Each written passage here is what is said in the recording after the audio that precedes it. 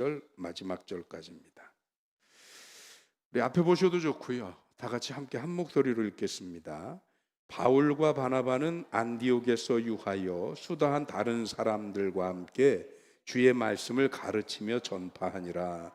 며칠 후에 바울이 바나바더로 말하되 우리가 주의 말씀을 전한 각 성으로 다시 가서 형제들이 어떠한가 방문하자 하고, 바나바는 마가라 하는 요한도 데리고 가고자 하나 바울은 밤빌리아에서 자기들을 떠나 함께 일하러 가지 아니한 자를 데리고 가는 것이 옳지 않다 하여 서로 심히 다투어 피차 갈라서니, 바나바는 마가를 데리고 배 타고 구브로로 가고 바울은 실라를 택한 후에 형제들에게 주의 은혜에 부탁함을 받고 떠나 수리아와 길리기아로 다니며 교회들을 견고하게 하니라. 아멘.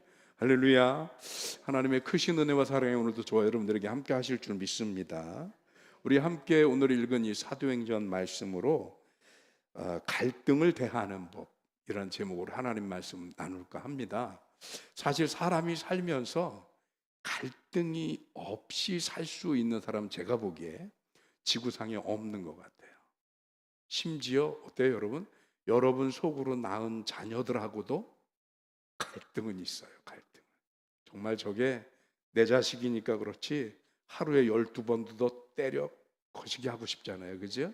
그런 갈등이 있단 말이에요. 심지어는 지구상에 존재하는 공동체 중에 가장 작고 가장 강한 공동체가 뭐냐면 혈연 공동체예요. 그래서 가정, 이 공동체가 최소 단위, 그보다 적은 공동체는 있을 수 없어요. 그리고 또 그게 혈연으로 된 거라서 그 왼수 같은 그 부부지간, 자녀지간에도 어떻게 하지 못하고 같이 사는 이유가 뭐냐? 이 끈끈함 때문에 그래요. 그런데 부부지간에도 갈등은 있고, 또 형제지간에도 갈등은 있고, 부모 자식 간에도 갈등은 있어요. 그렇죠? 문제는 이 갈등을 어떻게 대하고 해소하느냐에 따라서 이게 좀 더 건전하고 건강한 가정이 될 수 있는가 하면, 이 갈등을 잘못 관리하면 이 갈등 때문에 너무 힘든, 너무 지옥 같은 그런 가정이 될 수도 있거든요. 갈등이 없을 수는 없습니다. 그래서 그 갈등 관리가 굉장히 중요한 건데, 그런데 그 갈등을 관리하는 것을 과연 우리는 어떻게 할 것인가? 오늘 성경에 보니까 우리들이 참 믿음의 거장들이라고 부르고 존경하고 따랐던 사도 바울이라든가 바나바라든가 이런 사람들도 갈등을 했더라고요. 오늘 성경이 그런 거죠. 바울과 바나바가 1차 전도 여행을 하면서 꽤 많은 교회와 성도들이 생겨났습니다. 그런데 우리가 지난주에 공부한 것처럼 그렇게 교회들이 막 이방 지역에서 생겨나다 보니까 유대계 기독교인들이 뭐라 그랬어요?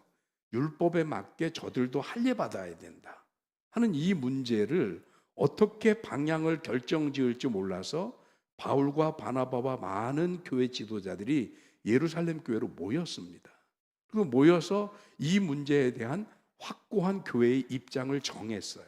근데 그때 당시 예수님의 수제자이면서 당시 교회의 수장이라고 할 수 있는 베드로가 아주 명쾌하게 결정을 내렸잖아요.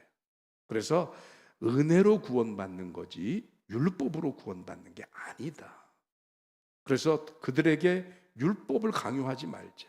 그거는 우리들에게 짐이 되고 무겁기만 했지 절대로 우리들의 죄의 문제, 그 짐의 문제를 해결해 주지 못했다. 오직 구원은 무엇으로요?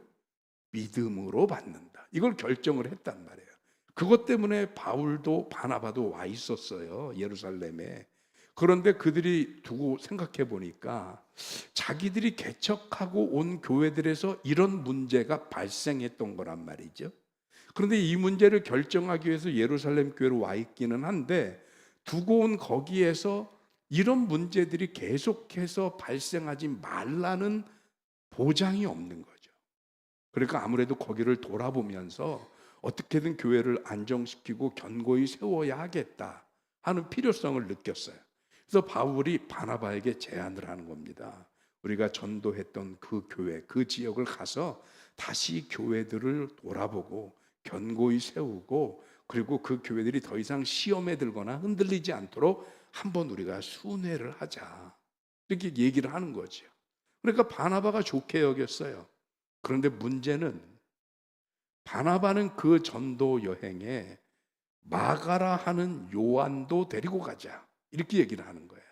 왜 그러냐면 이 마가라 하는 요한이 누구냐 하면 바나바의 생질이라고 되어 있어요. 성경 구절 제가 하나 찾아놨는데 첫 번째 거 말씀 한번 띄워줘 보실까요? 골로새 4장 10절인데, 나와 함께 갇힌 아리스다고와 바나바의 생질 마가와, 이렇게 되다. 뭐 그 뒤에 건 이따가 다시 한번 읽도록 하고요. 바나바의 생질, 조카란 말이에요. 그런데 이 바나바가 바나바와 같이 전도를 할 때 수행원으로 동행했었습니다. 그런데 그렇게 수행원으로 동행을 했다가 밤빌리아 지역에 전도를 할 때 거기서 이 전도하는 게 재밌는 일이 아니거든요. 오히려 핍박당하고 얻어맞기도 하고 굶기를 밥 먹듯 하고 또 긴 여행을 다녀야 되니까. 이번에도 제가 이태리 지역 성지순례 가보니까요, 하루 평균 2만에서 2만 2천 보를 걸어야 돼요. 그냥 구경 다니는 데만 해도. 근데 그때는 지금처럼 교통수단이 안 좋으니까 이동을 하려면 다 걸어야 될 거 아니에요. 어쩌다 운 좋아봤자 말 타는 거나 나귀, 노새 이런 거 타는 것밖에 안 됩니다. 그러니까 이동 자체도 힘들고 피곤하고 여기저기 아프고 배고프고 불안하고 두렵고, 그러니까 이 마가가 돌아가 버렸어요. 근데 이 돌아가서 자기 하나 없어지는 게 문제가 아니라 거기에 같이 바울과 바나바만 있는 게 아니고 다른 수행원 전도팀이 있었을 거 아니에요. 그럼 그 사람들에게 심리적으로 끼치는 영향이 있다는 거죠. 그러니까 바울이 그거를 못마땅하게 여겼어요. 그래서 아마 바울은 이 마가가 돌아갈 그때부터 마음속에 저 마가는 이런 전도 여행에는 안 어울리는 사람이다 하는 결론을 내렸던 것 같아요. 그러니까 바나바가 마가도 좀 데리고 가자 그랬더니 그 말이 떨어지기가 무섭게 38절에서 바울이 그 얘기를 합니다. 밤빌리아에서 자기들을 떠나 함께 일하러 가지 아니한 자를 데리고 가는 것이 옳지 않다. 여기 바울의 이 표현 때문에 많은 분들이 오해를 합니다. 옳지 않다, 이거를 다르게 해석하면 틀렸다, 잘못됐다, 이렇게 해석할 수 있거든요. 그런데 이게 사실은 객관적인 개념의 옳고 그름의 문제가 아닙니다. 틀렸다 이런 개념이 아니고 이 일에 어울리지 않는다, 이런 해석이 더 지배적입니다. 그러니까 여기에 어울리지 않는 사람을 억지로 데려가서 자기도 힘들고 같이 가는 사람들에게 나쁜 영향을 끼치고 이렇게 할 필요가 뭐가 있느냐 하는 문제인데, 그런데 바나바는 입장이 다르지요. 자기 조카라서가 아니라 바나바는 어떤 사람이냐면 사람을 세우는 사람입니다. 그래서 지금 바울과 바나바가 동등한 입장에서 지금 복음을 전하고 있고 전도팀을 꾸려서 가고 있지만, 엄밀히 따지면 바울이 사도들에게 또 초대교회들에게 인정받고 교회의 일꾼으로 두각을 나타낼 수 있었던 배경에는 바나바가 있어요. 다메섹에서 개종을 했습니다. 그리고 나름대로 깊이 있는 기도 생활과 그리고 스스로의 하나님 말씀에 대한 묵상과 깊이는 있습니다. 그런데 초대교회 사도들이 아무도 인정을 해주질 않는 거예요, 바울을. 왜요? 그 전에 바울은 어떤 사람이었습니까? 그 전에 바울은 예수 믿는 사람들을 핍박하고 그 예수 믿는 사람들을 잡아 죽이겠다고 다메섹까지 올라갔던 사람이잖아요.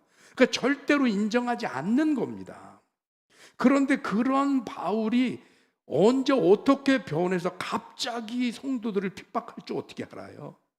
그러니까 사도들이 염려도 되고 걱정도 되고, 개종 왔다 그러니까 괴롭히는 것보다 낫기는 한데 근데 언제 돌변할지 모르는 이 사울에 대해서 아무것도 보장할 수 없는데, 그때 가서 그 사울의 손을 잡고 함께 복음을 전하고 말씀을 가르치게 하면서 해보니까 말씀을 전하는 능력이 바울이 탁월하게 있습니다.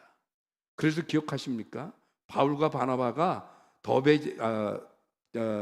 데베에 가서 복음을 전할 때 그 데베에 있는 사람들이 그들이 마치 그리스 신화에 나오는 신들인 줄 알아요. 그래서 바나바는 제우스, 바울은 스스 이렇게 얘기를 하잖아요. 그 이유가 뭡니까? 이 스스는 말을 하는 신이에요. 말을 하는 신. 근데 바울이 말을 너무 잘해. 복음을 너무 잘 전하는 거예요. 요즘으로 치자면 설교를 굉장히 잘해요. 그러니까 그 설교하는 능력과 달란트가 바울에게 있음을 압니다. 그러니까 바나바가 어떻게 해요? 뒤로 쑥 빠져요. 그리고 달란트가 있는 바울을 앞으로 내세워서 하나님의 말씀과 복음을 전하는데 그 달란트가 마음껏 쓰이게 합니다. 지난번에 이찬수 목사님인가요? 그분이 재밌는 그 설교 짤이 그 인터넷에 SNS에 돌아다니더라고요.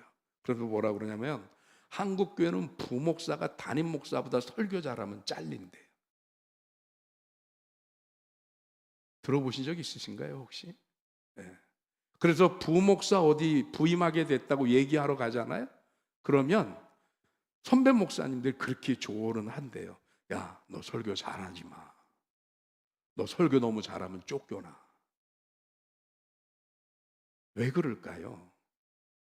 담임 목사보다 뛰어난 걸 인정을 못 하는 거예요.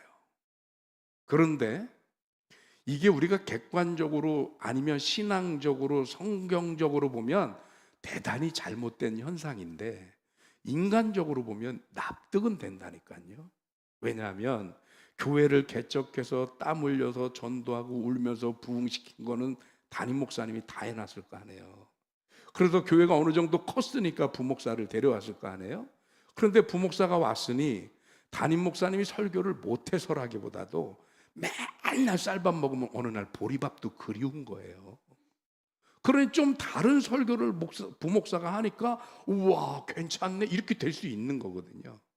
근데 담임 목사님 입장에서는 내가 다 닦아놨더니 와가지고 설교 몇 마디 해가지고 교인들에게 확 관심을 받는 것 같아요. 그러니까 이 담임 목사님들이 마음에 서운함이 있는 거거든요. 이게 극복하기 쉬운 일이 아니에요. 인간적으로. 바나바는 다를 것 같아요. 바나바도 그랬을 거 아니에요. 원래 바나바는 본래 이름이 바나바가 아니라니까요. 바나바라는 이름은 위로자라는 뜻인데 별명이라고 해요. 별명. 초대교회 시절에 그가 얼마나 많은 교인들에게 위로하는 사람이었으면 이 별명을 바나바, 위로자라는 별명을 교회에서 사도들이 성도들이 붙여준 거예요. 그만큼 바나바가 교회 안에 또는 성도들에게 상당히 많은 희생과 섬김과 봉사의 시간들을, 역사를 가지고 있었다는 거잖아요. 그러니 충분히 자기의 베네핏이라고 그럴까요? 자기의 영향력을 교회에서 행사할 수 있는데 자기가 발굴한 바울이 딱 등장을 하면서 이 바울이 두각을 확 나타내고 자기가 위축이 돼 버렸어요. 이게 유쾌하겠느냐고요. 절대로 유쾌한 일이 아닙니다. 그런데 바나바의 관심은 어디 있느냐? 내가 사람들 앞에 인정받고 내가 저 사람보다 더 존경받아야 되고 내 영향력이 더 커야 되고 내 자리가 더 굳건해야 되고 이거에 관심이 없어요. 바나바는 사람을 세우는 일에 관심이 더 많은 거예요. 그러다 보니까 다윗이 많은 사람, 자꾸 다윗이, 바울이 많은 사람들 앞에서 인정받고 쓰임받고 무엇보다도 하나님의 복음을 위해 귀하게 쓰임받는 것이 바나바는 너무 감사하고 다행스러운 거예요. 근데 바울이 처음부터 그러진 않았잖아요. 그 바울도 그렇게 되기까지 엄격한 과정과 수많은 시간들이 필요했거든요. 마가라고 다르겠어요. 한 번에 실수를 했다고 마가에게 기회조차 주어지지 않는 건 바나바 입장에서는, 바나바가 바라보는 사역의 입장에서는 바람직해 보이지 않는 거예요. 자, 여기도 두 가지가 충돌합니다.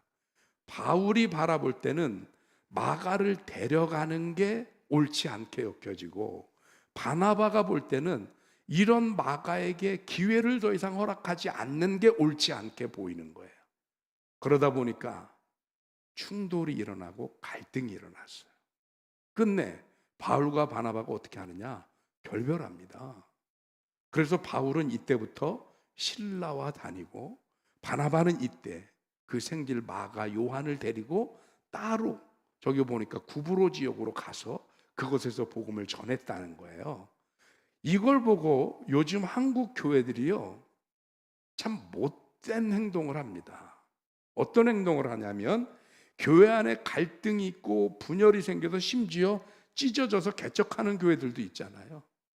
그럼 그 사람들이 뭐라냐? 바로 여기를 갖다가 이 성경을 들이대면서 자신들의 행동을 정당화하는 수단으로 삼아요. 야, 사도들도 싸우더라, 야. 뭐 그래갖고 갈라지니까 각자 전도하고 뭐 좋던데 뭐. 그런데 41절까지 우리가 읽은 이유가 있어요. 41절 한번 보여주시죠. 40절부터 같이 보겠습니다. 같이 읽습니다. 바울은 신라를 택한 후에 형제들에게 주의 은혜에 부탁함을 받고 떠나 수리아와 길리기아로 다니며 교회들을 어떻게 하라고요? 견고하게 하니라. 분열하고 갈라지고 찢어지게 한 게 아니고 견고하게 세워지게 하더라. 무슨 말이냐면, 둘의 생각과 뜻은 다를지 모르지만 그들이 지향하는 것, 그들이 바라보는 것은 교회의 분열과 싸움과 갈라섬이 아니에요. 자기들이 서로 다른 방법과 서로 다른 길은 갔을 있으되 교회의 분열을 꿈꾼 게 아니고 교회의 견고하게 세워짐과 회복을 기대했어요. 이게 이 두 사람의 바라보는 지향점이었어요. 이 지향점이 같아요. 그러니까 교회들이 교회 안에서 서로 분열하고 갈라서고 서로 개척하고 이런 거에 정당성을 위해서 이 두 사람의 갈등이 사용되면 안 됩니다. 왜냐하면 이들은 이 갈등을 통해서 인간적으로 감정적으로 갈등한 게 아니에요. 그들이 이 일을 하고자 하는 방식이 서로 달라서 그거로 갈라서고 그 다른 방식을 취했던 거지 인간적으로 나빠진 게 아니에요. 그래서 아까 읽었던 성경 말씀 한 번 더 보여주실까요? 뒤에 거. 제가 띄워놓은 거. 예, 골로새서 4장 10절 보면 나와 함께 갇힌 아리스도와 바나바의 생질 마가와, 여기서 나가 바울입니다. 바울. 근데 지금 함께 어떻게 했다고요? 갇혀 있어요, 감옥에. 누구냐면 아리스도하고 마가가 같이 갇혀 있다는 거예요. 그러면서 여기에 끄트머리에 가로 열고 뭐라고 되어 있냐면, 이 마가에 대하여 너희가 명을 받았음에 그가 이르거든 영접하라. 바울과 바나바가 마가가 끝끝내 안 보고 살았나요? 아니죠. 같이 사역을 하다가 감옥에 갇혔다는 것을 증명하고 있습니다. 그런가 하면 그 다음에 디모데후서 4장도 제가 올려놨는데요. 여기 이건 너무 잘 알잖아요. 디모데에게 보내는 편지에서 한 얘기입니다. 누가만 나와 함께 있느니라. 내가 올 때에 마가를 데리고 오라. 그가 나의 일에 어떻다고요? 유익하니라. 아까 갈등하고 이 사도행전 15장에서는 뭐라 그랬어요? 이 일에 저를 데리고 가는 것이 옳지 않다. 이 사람, 마가 자체가 나쁜 사람이고 부족한 사람이고 이게 아니고 적어도 이번 전도 여행에 마가가 어울리지 않는다. 그러나 마가 자체가 무익하고 마가 자체가 쓸데없고 마가가 쓸모없는 사람이 아니라는 거예요. 그래서 디모데후서에서는 뭐라고 얘기를 한다고요? 그가 나의 일에 유익하니라. 감정적으로 대립하고 인간적으로 분열해서 끝끝내 갈라서고 이제는 그만 봐야지, 이게 아니라는 거예요. 그들은 이 갈등의 상황이 있을 수밖에. 교회에 어떻게 갈등이 없어요? 사람이 이렇게 많은데. 하다못해 여기 청소를 하자고 그래도 누구는 저 뒤부터 청소기 빨면 누구는 여기서부터 피아노부터 닦는다니까요. 달라요. 그런데 여기서 피아노 닦으면서 저 뒤에 청소하는 사람 보고 아이 그러는 거 아니요, 틀렸어, 여기 피아노부터 닦고, 이러는 거 아니잖아요. 방향은 다 똑같아요. 뭐 하는 거예요? 하나님의 전을 깨끗하게 하는 방향인 거예요. 그래서 그런 갈등을 서로 조율하고 다듬으면서 갈등을 관리를 잘하면 오히려 시너지 효과가 나서 더 성장하고 더 발전할 수 있는데, 문제는 이 갈등 관리가 잘 안 돼서 어디까지 가느냐, 인간적인 또는 감정적인 갈등에까지 이르면 이거는 회복이 어려워지는 거잖아요. 그래서 갈등 관리를 하기 위해서 몇 가지 제언을 여러분들에게 드립니다. 그 중에 첫 번째 제언이 뭐냐면, 옳고 그름이 아닌 다름. 우리는 자꾸 뭐를 하면 틀렸다는 얘기를 해요. 틀린 게 아니고 다른 거예요. 나하고 다 똑같을 수는 없잖아요. 서로 다른 거지요. 같은 밥을 먹어도 누구는 맛있는데 누구는 맛이 없어요. 제가 이번에 부흥회하러 갔는데 거기가 강화니까, 강화도 특산품이 하나 있잖아요. 뭐 있죠? 순무 아세요? 순무? 드셔보셨어요 혹시? 이게 아무나 먹는 게 아닙니다. 이 순무에서 약간 죽고갱이 냄새가 나요. 그래서 이 순무 김치를 먹는 사람도 있고 잘 안 먹는 사람도 있어요. 그런데 아무 생각 없이 저는 먹으면서 아유 이거 순무 깍두기네, 그러면 맛있다고 한 입을 먹었어요. 그러더니 기도원 원장님하고 저하고 같이 밥을 먹는데, 원목하고 기도원 원목이 있다가 아 목사님은 순무 드렸어요? 그 사람은 순무가 없어요. 그래서 제가 내가 실수했나? 그랬더니 괜찮아요 목사님, 제가 원래 순무를 안 좋아해서 주방에서 그걸 알고 저는 안 준 것 같아요. 그렇게 얘기를 하더라고요. 똑같은 밥상을 대하고 있는데 누구는 뭘 좋아하고 누구는 안 좋아해요. 누구 입에는 맛있는데 누구 입에는 맛이 없어요. 서로 다른 거예요. 이 다른 거가 틀린 거가 되면 안 되는 거지요. 다른 거로 인정돼야 갈등은 봉합될 수 있는 접점을 찾기 시작을 합니다. 그래서 저 사람이 틀렸어, 잘못됐어가 아니라 나와는 다른 사람이야. 두 번째 제안은 뭐냐면, 그대로 클릭 한번 해주면 다음 게 뜰 겁니다. 스페이스 아니 전에 한번 했던 것처럼 화면을 오른쪽으로 옮겨서 해야 될까요? 저 커서를 오른쪽 화면으로 옮겨서, 오른쪽 모니터로 옮겨서. 한 번 더 눌러주세요. 안 된다고요? 스페이스 바를 누르면 되는데, 스페이스 바. 거기에 그 상태에서 스페이스 바.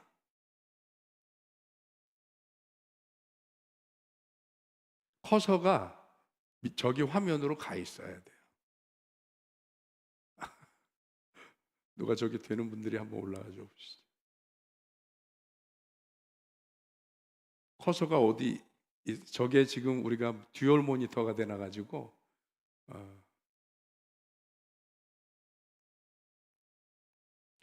두 번째는 뭐냐면, 기능적인 면이 아니고, 즉 달란트나 기능적인 면이 아니고 사람을 세워야 하는 것입니다. 오늘날 교회들이요, 뭘 일을 할 때 보면 누구 뭐 잘하니까 뭐 하고 누구 잘하니까 뭐 하고 이런 식으로 하다 보니까 사람이 세워지질 않아요. 제가 군대 가서 기가 막힌 일이 뭐냐면, 야 여기 제독과 나온 친구 있냐, 제독과. 그러니까 애들이 막 기계 설계하는 애들이잖아요. 그러니까 걔들이 딱 나갔어요. 그랬더니 운동장에 족구장 좀 그려라. 아니 족구장 그리는데 제독과 전공한 친구가 뭐가 필요해요? 그러더니 또 야 여기 뭐 산업 디자인 전공한 애 있냐? 그래서 산업 디자인, 야 너 칠판에 요거 훈시 이것 좀 몇 개 써라. 아니 그게 뭐예요 뭐? 그게 거기 왜 필요해요? 그냥 차라리 아무나 시켜서 성실하게 잘할 수 있는 사람이 더 나은 거죠.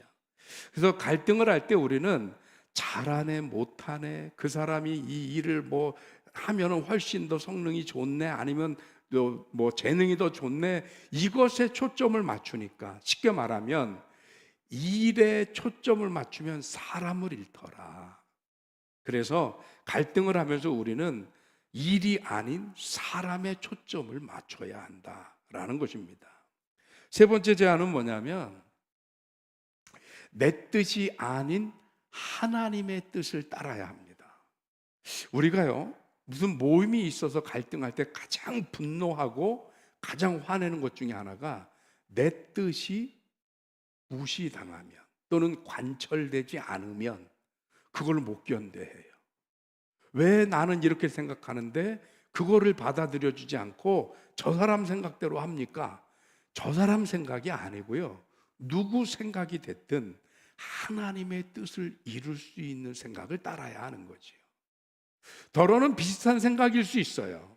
그렇지만 그 생각이 훨씬 더 하나님의 뜻과 하나님의 일과 하나님의 교회를 위해 더 좋은 생각이면 기꺼이 그것을 따를 수 있어야 하지요. 왜요?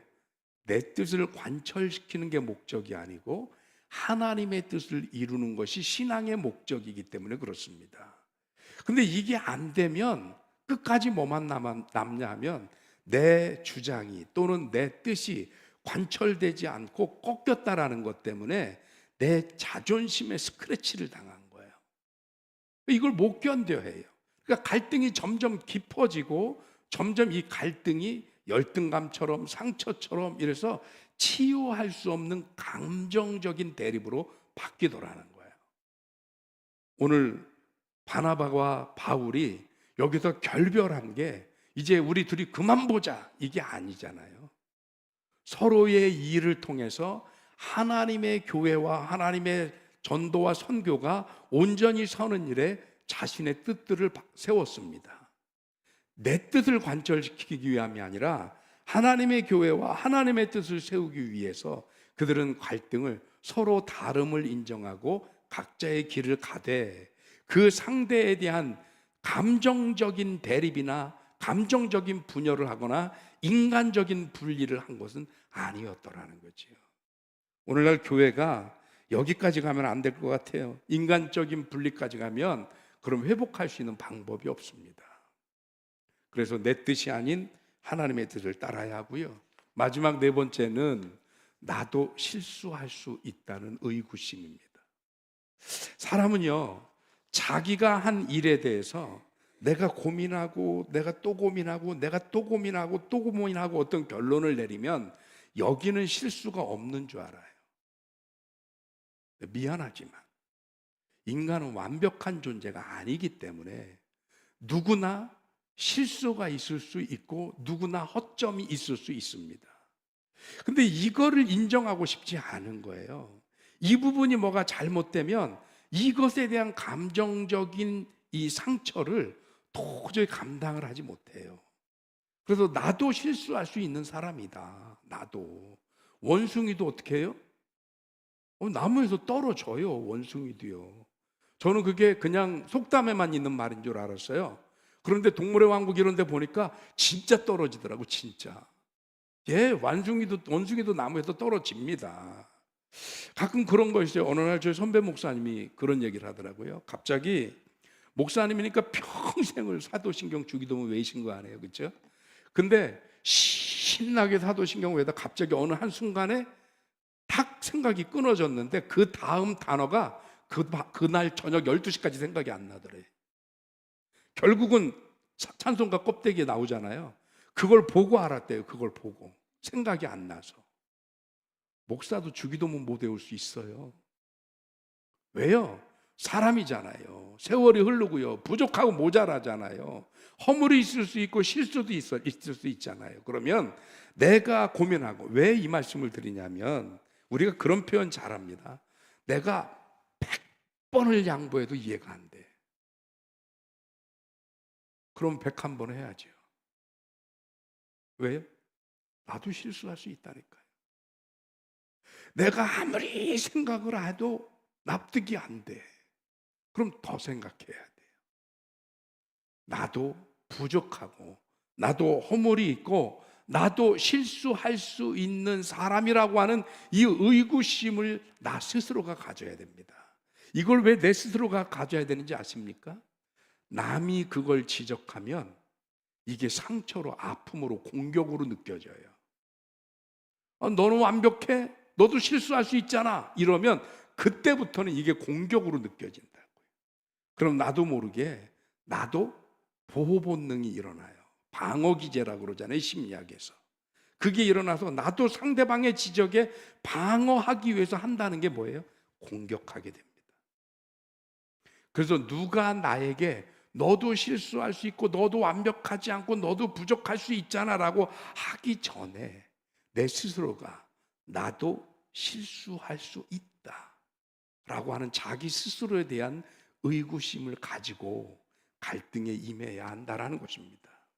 그러면 우리가 갈등을 대할 때 어떻게 되느냐 하면 단정적으로 바뀌진 않아요. 무슨 결론을 단정적으로 내리지 않습니다. 절대적으로 내리지 않습니다. 가장 갈등에서 위험한 게 뭐냐? 절대적이거나 단정적으로 결정을 내리는 것입니다. 세상에는요, 하나님 외에는 절대적일 수 있는 존재는 없습니다. 하나님 외에는 단정적으로 말할 수 있는 존재는 없습니다. 사람이 하는 말은요, 상황에 따라서 상대에 따라서 수십 번도 뒤집힐 수 있기 때문에 그래요. 그래서 갈등을 대하는 법, 그것은 이 갈등을 통해서 서로 상처 주고 찢기고 갈기갈기 상처만 남는 영광의 상처뿐인 뭐 그런 거 아니고요. 어떻게 하면 이 갈등을 지혜롭게 잘 극복하고 교회가 더 하나 되고 가정도 더 하나 되고 모든 관계들이 더 회복되고 건강하게 세워질 수 있는가? 우리들은 갈등을 그렇게 대할 수 있어야 할 줄로 믿습니다. 오늘 이 사도들이 갈등을 대하면서 몇 가지 원칙을 세웠던 이것들을 바라보면서 우리들이 가정에서도 그렇고요, 교회에서도 그렇고 우리가 모든 갈등을 대할 때 우리 마음 저 깊은 곳에 이 네 가지 원칙과 더불어서 한 가지 더 중요한 것, 그게 뭐냐면 그리스도의 사랑이 우리 안에 있지 않으면 우리의 작은 사랑으로는요 도저히 품을 수 없습니다. 내 사랑이 아닌 하나님의 사랑이 내 안에 있어서 사도 바울 같은 사람, 도저히 누구도 용납할 수 없었던 사람이 드디어 남을 용납할 수 있는 사람이 되어졌던 것처럼 우리 그렇게 그리스도의 사랑을 품고 우리와 갈등하는 모든 이들을 상대할 수 있는 저와 여러분들이 되시기를 주님의 이름으로 축원합니다. 기도하겠습니다. 하나님 고맙습니다. 귀한 은혜 주셔서 오늘 하나님의 크신 은혜와 사랑을 우리에게 허락하시어 사람이 사는 곳에서는 어느 곳에서나 일어날 수 있는 갈등과 부족함과 어려운 일들이 발생했을 때 교회는 어떻게 그 갈등을 대할 것이며 극복할 것인가에 대한 말씀을 나눴습니다. 나도 실수할 수 있습니다. 나도 부족할 수 있습니다. 서로 틀린 것이 아니고 다른 것입니다. 서로를 존중하고 세워주며 서로의 재능과 달란트만을 바라봄이 아니라 서로 인간의 모습 자체, 사람을 세우고 사람을 사랑하는 관점으로 서로를 이해할 수 있게 하시고 이 갈등으로 인하여 오히려 서로를 깊이 이해할 수 있을지언정 끝내 감정적으로 인간적으로 대립하고 분열하고 갈라서는 불행한 일들이 우리 가운데 일어나지 않도록 하나님 축복해 주옵소서. 그래, 우리 든든히 서가는 교회가 사람이 살기 때문에 서로 의견이 다르고 갈등이 있을 수 있습니다.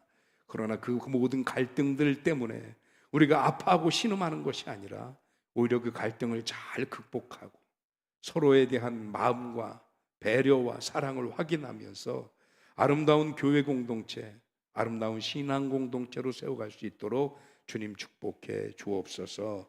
예수 그리스도 이름으로 기도하옵나이다. 아멘. 우리 사랑하며 섬기겠어요. 우리 찬양하겠습니다.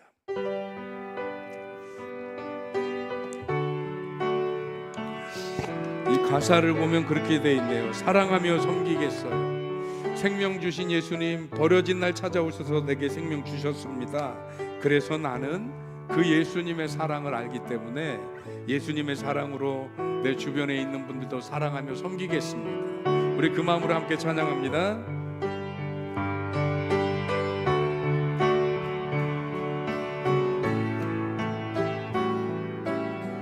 사랑하며 섬기겠어요. 생명 주신 버려진 날 찾아오셔서 내게 생명 주셨죠.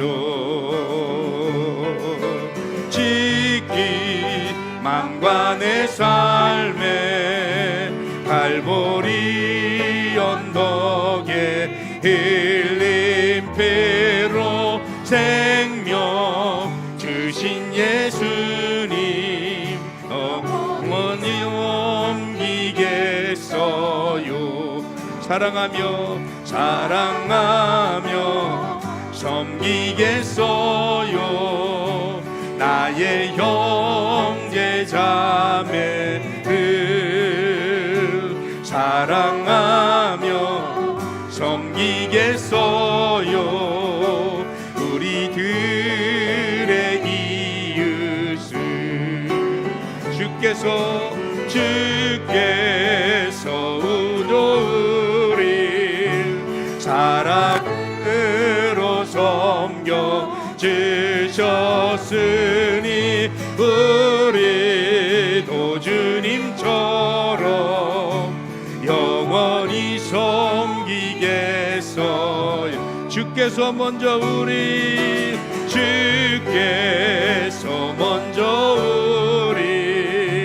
사랑으로 섬겨 주셨으니 우리도 주님처럼 영원히 섬기겠어. 2절 사랑하며 섬기겠어요. 사랑하며 섬기겠어. 나의 형제 자매들 사랑하며 섬기겠어요. 우리들의 이웃을 주께서 먼저 우릴 사랑으로 섬겨 주셨으니 우리도 주님처럼 영원히 섬기겠어. 이 시간 우리 다 같이 합심해서 기도할 텐데, 하나님, 우리가 이웃과 갈등하거나 교우와 갈등하거나 심지어 부부간에 또 부모 자식 간에 또 가족 간에 갈등하는 가장 큰 이유는 나 스스로 나의 부족과 허물이 있을 수 있다는 것을 인정하지 않으면서부터 시작되는 것 같습니다. 나도 얼마든지 실수할 수 있고, 나도 얼마든지 부족하고, 나도 얼마든지 모자랄 수 있음이 내가 다른 사람들을 향해 맞다 틀리다 할 것이 아니라 다르다. 그는 그의 생각이 있고 그의 삶이 있고 그의 방향이 있고 그의 헌신이 있음에 우리가 서로를 존중하고 인정하면서 갈등 때문에 갈라서고 안 보고 원수가 되는 게 아니라 오히려 그 갈등들을 겪어내면서 하나씩 둘씩 서로를 알아가고 그 서로를 알아가는 관계 속에서 날마다 하나님의 신앙 공동체로 또 하나님께서 세우신 가족으로 하나님께서 세우신 교회로 거듭나고 더 굳건해질 수 있는 우리들이 되도록 주님 축복해 주시옵소서. 우리 합심해서 기도합니다. 사랑 많으신 하나님 고맙고 감사합니다. 오늘 이 밤 우리가 구하는 것은 우리가 서로를 사랑하고 섬기고 존중하고 인정하기를 원합니다. 살다 보면 사람끼리 모여 사는 거기 때문에 이런저런 갈등의 상황이 닥칠 수 있습니다. 서로의 생각이 다를 수 있습니다. 서로의 뜻이 다를 수 있습니다. 서로의 지향점이 다를 수 있습니다. 서로의 방식이 다를 수 있습니다. 그러나 그것 때문에 갈등하고 미워하고 갈라쓰고 아버지 그것 때문에 감정적으로 인간적으로 대립하는 것이 아니라 하나님 말씀 앞에 서로 우리가 되게 하여 주시옵시고 주께서 이끄시는 선하신 이것을 바라보며 하나님 서로를 존중하고 하나님 것이 서로를 사랑하며 서로를 향해 아버지 우리들의 마음을 열고 나갈 수 있도록 주님이 도와주시옵소서. 그리하여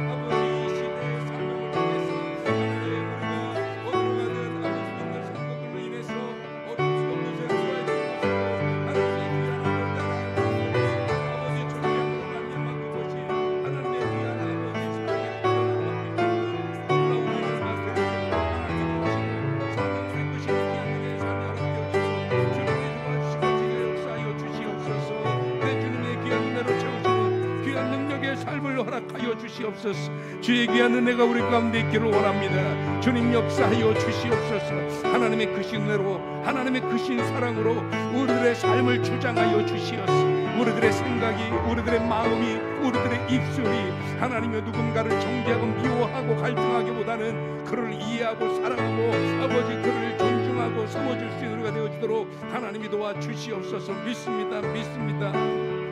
섬기겠어요 나의 형제 자매를 사랑하며 섬기겠어요 우리들의 이웃을.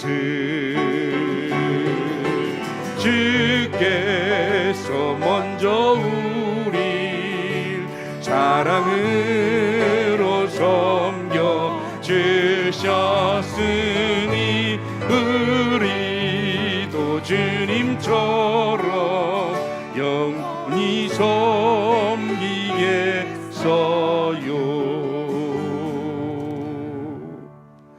하나님, 성 프란시스코는 주여 나를 평화의 도구로 써주소서.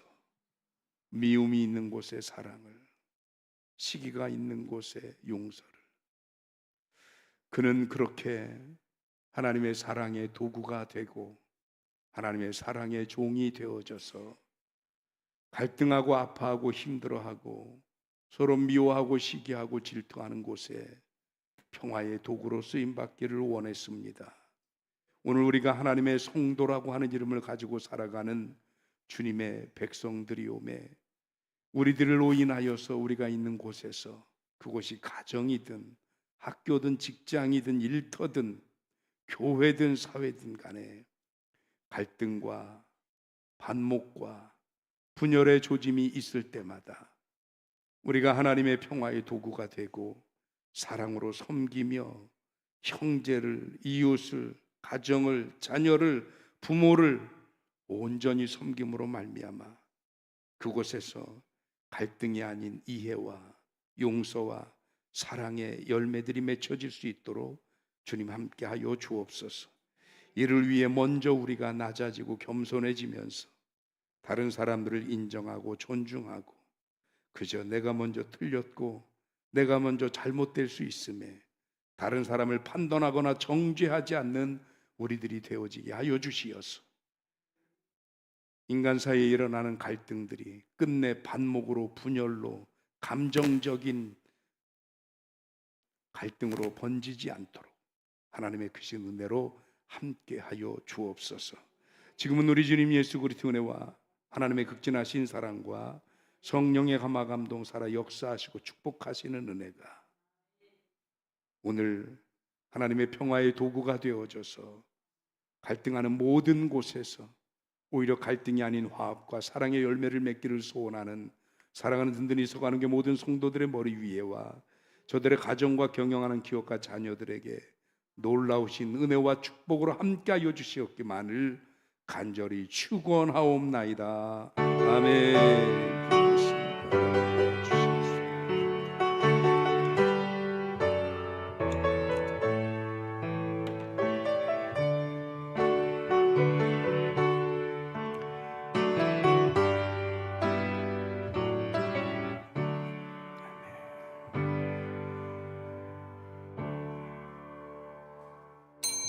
아멘. 예배 마쳤습니다. 옆에 분들하고 인사하시겠습니다. 사랑합니다.